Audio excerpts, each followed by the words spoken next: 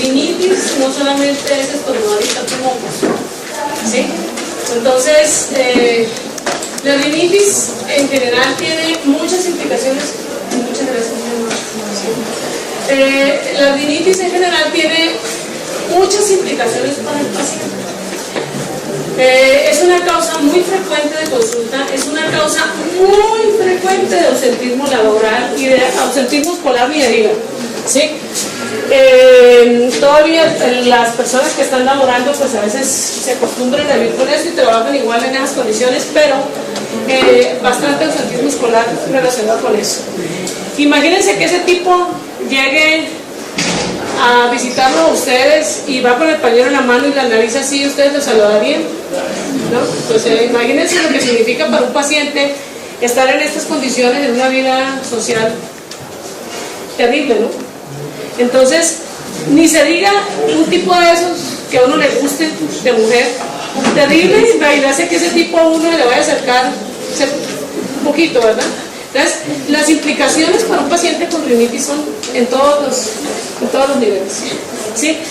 Altera la calidad del sueño y por supuesto si se altera la de uno, se altera la del otro y está casado. Entonces, tiene muchas implicaciones, tiene altísimo costo por incapacidades para las empresas y para el paciente porque la industria farmacéutica vive de los rinitis. ¿No es así? ¿Listo? La fisiología nasal tiene todo que ver, fíjense que hay estudios absolutamente interesantes, cada día estamos más convencidos los médicos de que la vía respiratoria realmente es una sola. ¿Eso qué significa? Que todos los problemas de rinitis no únicamente se van a limitar a la nariz.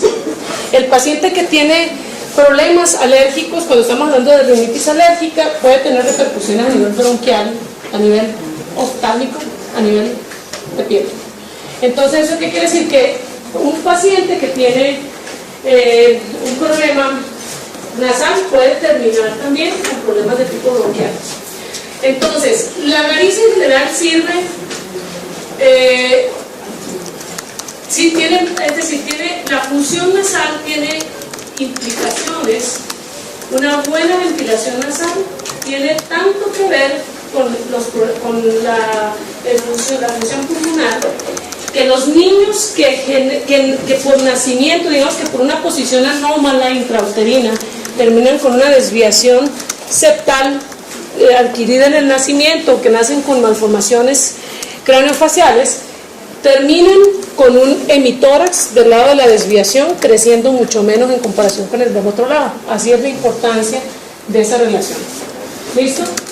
Entonces, el ciclo nasal es fisiológicamente el encargado, es decir, los cornetes nasales tienen la función de calentar el aire y de darle ciertas características para que llegue al pulmón en una determinada temperatura.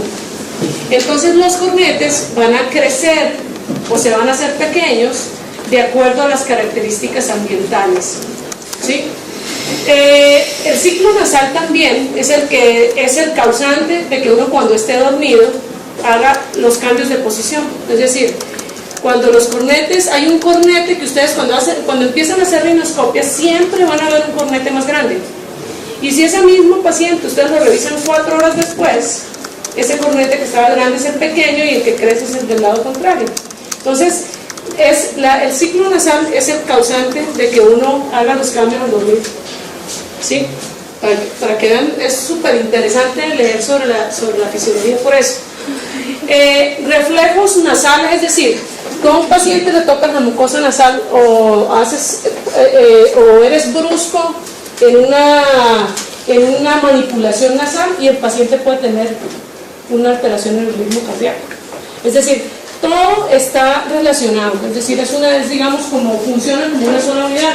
Entonces, cuando nosotros hablamos de rinitis, hablamos de un paciente que tiene problemas mucho más allá de la nariz. ¿Listo? Entonces, cuando nosotros hablamos de rinitis únicamente significa inflamación de la mucosa nasal. Cuando hablamos de rinitis, estamos hablando de toda la mucosa. Fíjense que cuando ustedes ven esa diapositiva, esa es muy diciente. Que cuando nosotros tenemos un proceso inflamatorio nasal, también los senos paranasales, ¿sí?, están inflamados. También parte de la garganta y todo presenta una inflamación. Por eso es que todo es una sola, es un solo problema, ¿listo? Entonces, ¿cómo se va a manifestar? Como ustedes ya saben, el paciente tiene alteraciones del gusto, producción de moco. ¿Cuánto quedamos entonces que se producía de moco por día? Les dije el otro día, de 700 a 1 litro. Entonces, un paciente que tiene rinitis y él se vuelve consciente de que el moco está pasando por atrás, que tiene un descubrimiento posterior, o se vuelve un goteo, una rinorrea anterior, es porque estamos excediendo esos límites fisiológicos en la producción del moco. Ustedes se van a dar cuenta también que cuando uno aumenta en años, ustedes han visto muchos viejitos que están, o a sus abuelitos por ahí cuando están ustedes almorzando, que siempre les toca estar con el pañuelo en la mano, ¿verdad? Porque empiezan a comer y empieza la nariz a escurrir moco. Entonces eso es una disfunción autonómica. Eso es una disfunción senil autonómica del control de la producción del moco. Entonces, esos viejitos ya no producen 1 litro, producen 1,5 litros de moco. Y ciertos estímulos van a hacer que tenga mucho más producción de moco. ¿Listo? Prurito nasal, estornudos y todas esas clásicas que ustedes ya las saben. Imagínense que esta es la clasificación más suavecita que encontré sobre rinitis. O sea, rinitis no solamente es estornudos más mocos. Las rinitis pueden estar ocasionadas, porque yo les traigo esto. Existen, si uno hace en grueso una clasificación sobre rinitis, uno encontraría unas rinitis que son causa anatómica, que son las que están ahí abajo, es decir, una desviación septal por sí sola puede dar rinitis. Una hipertrofia de cornetes, una hipertrofia de adenoides, los cuerpos extraños, todo eso puede ocasionar aparición de moco excesivo y síntomas de rinitis. Estos se llaman esos son rinitis de origen estructural. Y existe otro grupo grande, ¿sí?, en el cual el proceso es o funcional o porque está asociado a otro tipo de problemas sistémicos. Entonces, en las rinitis inflamatorias vamos a tener de 2 tipos, ¿sí? Unas rinitis inflamatorias, que en estas ustedes se fijan que la rinitis alérgica ocupa un porcentaje bastante pequeño dentro de esas rinitis, ¿verdad? En esas rinitis alérgicas, alérgicas que ustedes conocen, del típico paciente que estornuda 20 veces en las mañanas, está con mucho moco, se tapa la nariz, ese paciente pertenece a lo que se llama rinitis alérgica, que eso puede o no estar asociada a una eosinofilia, pero esa es la rinitis alérgica. Existe otra entidad que la vamos a ir viendo ahí poco a poco el día de hoy, en la cual hay una rinitis eosinofílica que es no alérgica, que se llama síndrome de Nares. Bueno, no se llama síndrome de Nares, es como las siglas en inglés. Pero está la rinitis infecciosa. ¿Eso qué quiere decir? ¿Se acuerdan que nosotros ahorita vimos esa mucosa nasal en la cual los senos paranasales también están involucrados en eso? Cuando una persona tiene un cuadro gripal normal, también tiene sinusitis. ¿Sí o no? Si nosotros hablamos que toda esa mucosa se inflama, entonces realmente el nombre científico de un cuadro gripal de un resfriado común debería de ser rinosinusitis aguda, ¿sí? Y no rinitis aguda, rinosinusitis aguda. Entonces, a eso se refiere con la rinitis infecciosa, es decir, esa asociación que puede haber entre una rinitis y termina convirtiéndose en una rinosinusitis. Puede haber poliposis nasal, que si ustedes se fijan es una entidad distinta. Rinitis atrófica, mastocitis, es decir, ustedes ven que hay muchísimas, y ahorita que hablábamos sobre la rinitis de los viejitos, miren que es una rinitis que es no inflamatoria, es una disfunción autonómica, que esta también, miren qué entidad está aquí, el embarazo. ¿Eso qué quiere decir? Que todas las mujeres en embarazo, o la mayoría, van a tener rinitis asociada, ¿sí? Esa rinitis tiene que ver todo el origen con una alteración hormonal propia del estado del embarazo. Y miren esa última que está en las no inflamatorias, miren ese listado de medicamentos que pueden ocasionar la aparición de rinitis, o de rinitis. Entonces, ¿qué es lo primero que ustedes tienen que hacer con un paciente que les aborda con síntomas sugestivos de la rinitis? Pues una buena historia clínica.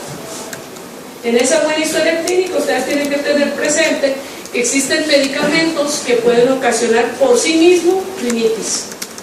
¿Listo?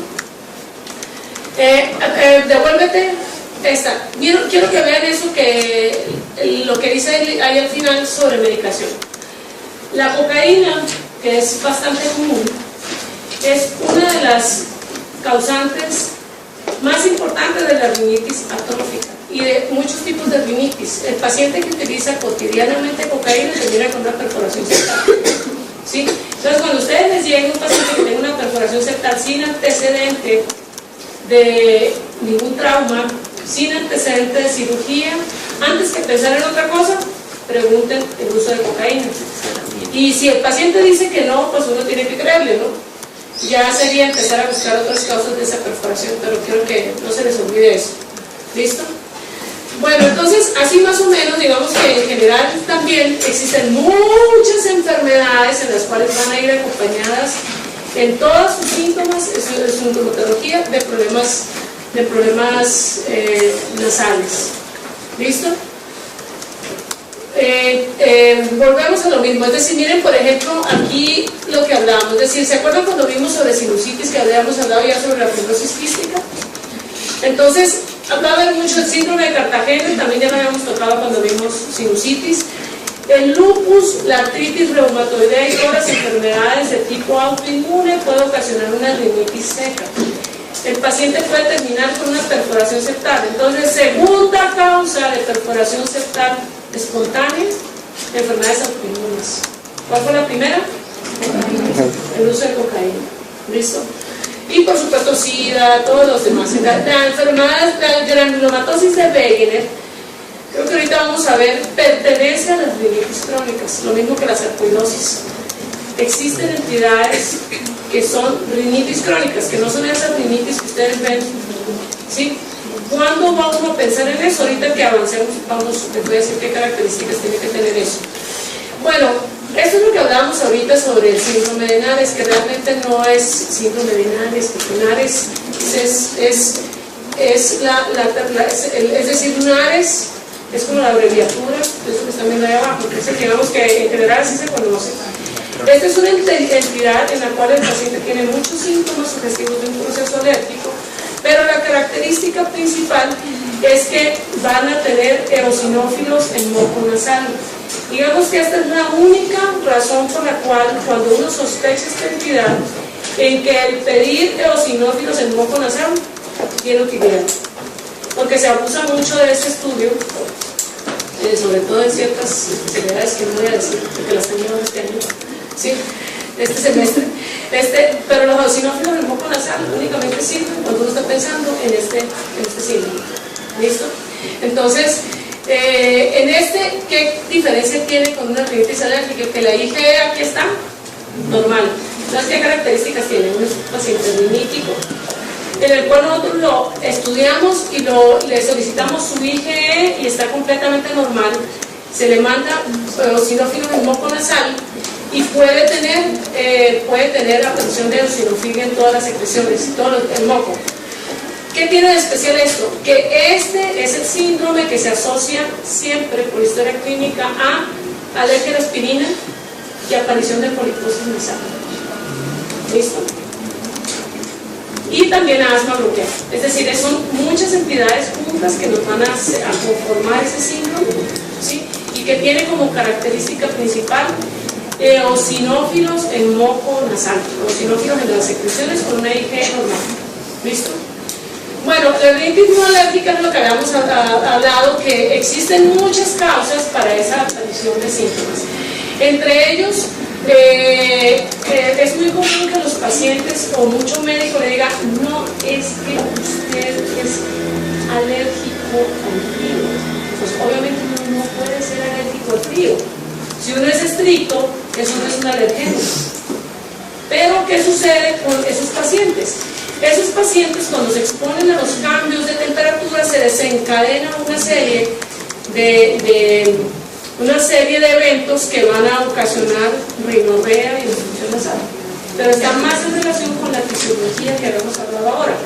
Los cornetes, fíjense qué sucede, por ejemplo, con los pacientes. Lo primero que uno tiene que decirle al paciente que tiene mucha rinitis y está asociado a los cambios de temperatura y vive en una ciudad que, como la nuestra, en el pasado era fría, ¿sí? Cuando uno vive en una ciudad fría y el paciente se quita los zapatos, el cuerpo no sabe de bromas y el cerebro siempre entiende las cosas tal como se le presentan. Si tú pones tus pies sobre un suelo frío, el cerebro interpreta que te vas a congelar y entonces hace que los cornetes crezcan, obstruyen la nariz y se desencadena todo el resto de síntomas relacionados con la rinitis. Entonces, al paciente que vive en climas muy fríos, como era Bogotá hace unos meses, si tú le dices que, es decir, que el paciente viene y te comenta que con los cambios de temperatura la rinitis empieza, lo primero que tienes que decirle, no esté descalzo, no esté con los dientes cubiertos, ¿sí? Porque por fisiología eso controla mucho la aparición de los síntomas. Entonces, no existe la alergia al frío, pero sí existen rinitis no alérgicas que están asociadas a los cambios bruscos de temperatura. ¿Listo? Fíjate la última parte, por favor. ¿Qué dice ahí? Que esto, por supuesto, todas son sustancias que no son alergenos y que pueden producir, por ejemplo, dicen los pacientes, yo soy alérgico a los olores fuertes. No puede ser alérgico a los olores fuertes, pero sí un paciente, ciertos olores pueden ocasionarle la aparición de rinitis. Bueno, vamos a ver este video y luego nos devolvemos a la que sigue. Vamos a ver primero ese link, vamos a abrir ese link, ¿verdad? Polen de los árboles o los ácaros. Que aparece cuando el cuerpo reacciona ante sustancias que no tolera. Las sustancias, como el polen de los árboles o los ácaros del polvo, se denominan alérgenos ambientales o alérgenos y por lo general no son dañinas. Sin embargo, el sistema inmunológico de una persona alérgica registra los alérgenos como sustancias dañinas. La rinitis alérgica, comúnmente denominada alergia al polen, es una inflamación o irritación de las membranas mucosas que recubren la nariz. Se origina cuando el cuerpo, al defenderse ante la presencia de un alérgeno como el polen, produce anticuerpos. Esto se denomina sensibilización. Los anticuerpos luego se unen a los mastocitos. Estas células liberan sustancias químicas como la histamina.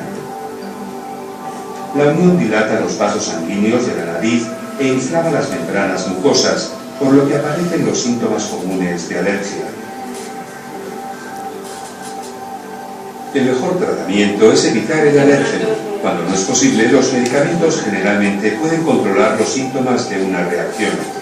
Uno de los medicamentos es el antihistamínico, que se une a los receptores para impedir la unión de la histamina.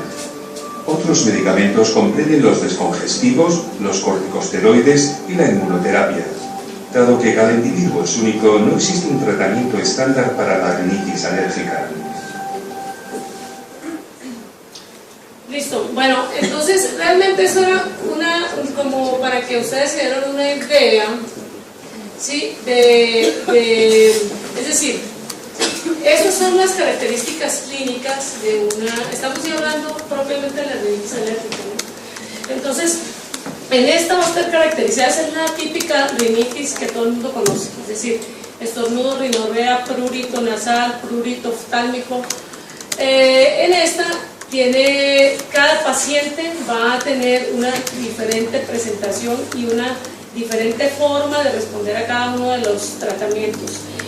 Así que les paso a la siguiente diapositiva, que creo que viene como un resumen. Bueno, más o menos esa es la incidencia. En algunos, esta incidencia, esto es exactamente lo que sucede con nosotros aquí en Colombia. Más o menos el 30% de la población va a tener rinitis de tipo alérgico. La rinitis en general tiene muchas implicaciones para el paciente. Es una causa muy frecuente de consulta, es una causa muy frecuente de ausentismo laboral y de ausentismo escolar ni de vida, ¿sí? Todavía las personas que están laborando pues a veces se acostumbran a vivir con eso y trabajan igual en esas condiciones, pero bastante ausentismo escolar relacionado con eso. Imagínense que ese tipo llegue a visitarlo a ustedes y va con el pañuelo en la mano y la analiza así, ¿ustedes lo saludarían? ¿No? Pues imagínense lo que significa para un paciente estar en estas condiciones en una vida social. Fíjense que hay estudios absolutamente interesantes, cada día estamos más convencidos los médicos de que la vía respiratoria realmente es una sola. ¿Eso qué significa? Que todos los problemas de rinitis no únicamente se van a limitar a la nariz. El paciente que tiene problemas alérgicos, cuando estamos hablando de rinitis alérgica, puede tener repercusiones a nivel bronquial, a nivel oftálmico, a nivel de piel. Entonces, ¿eso qué quiere decir? Que un paciente que tiene un problema nasal puede terminar también con problemas de tipo bronquial. Entonces, la nariz en general sirve, sí tiene, es decir, tiene, la función nasal tiene implicaciones. Una buena ventilación nasal tiene tanto que ver con la función pulmonar, que los niños que por nacimiento, digamos que por una posición anómala intrauterina, terminan con una desviación septal adquirida en el nacimiento, que nacen con malformaciones craneofaciales, terminan con un hemitórax del lado de la desviación, creciendo mucho menos en comparación con el del otro lado. Así es la importancia de esa relación. ¿Listo? Entonces, el ciclo.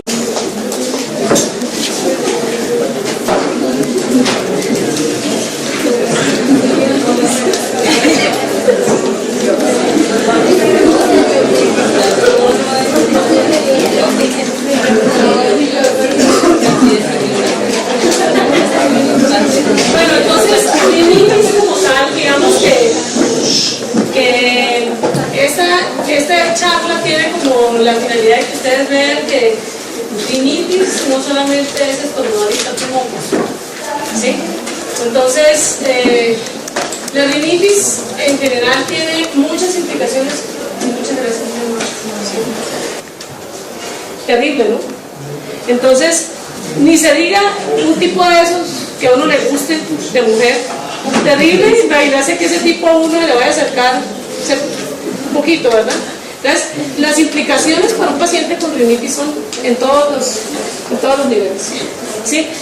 Altera la calidad del sueño y por supuesto si se altera la de uno, se altera la del otro y está casado. Entonces, tiene muchas implicaciones, tiene altísimo costo por incapacidades para las empresas y para el paciente, porque la industria farmacéutica vive de los rinitis. ¿Listo? La fisiología nasal tiene todo que ver